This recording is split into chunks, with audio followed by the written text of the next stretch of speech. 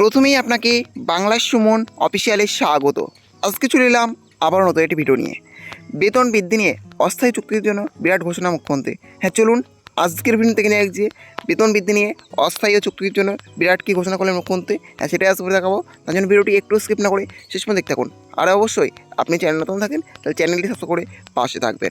একদিকে কন্যাশ্রী, অন্যদিকে শিক্ষাশ্রী, অন্যদিকে ঐক্যশ্রী, অন্যদিকে মেধাশ্রী, একদিকে মেধাশ্রী, অন্যদিকে যোগ্যশ্রী, একদিকে যোগ্যশ্রী, অন্যদিকে সবুজ সাথী, একদিকে সবুজ সাথী, অন্যদিকে লক্ষ্মীর ভাণ্ডার, একদিকে লক্ষ্মীর ভাণ্ডার, অন্যদিকে রূপশ্রী।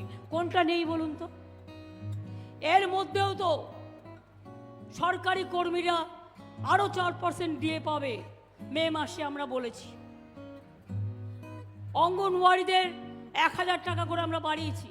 আগে জেনে রাখবেন, কেন্দ্র 90% টাকা দিত, এখন দেয় না, আমাদের ম্যাক্সিমাম টাকাটা দিতে হয়।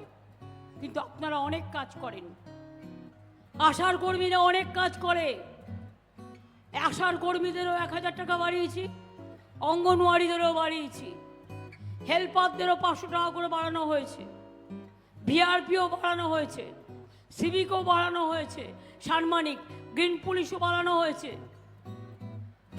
আরও এরকম যারা আছেন সবটা আমার মনে পড়ছে না, অনেককেই করে দেওয়া হয়েছে। পঞ্চায়েতের কর্মীরা আগে স্বাস্থ্যসাথী প্রকল্পে স্কোপ পেত না, সবটাই করে দেওয়া হয়েছে।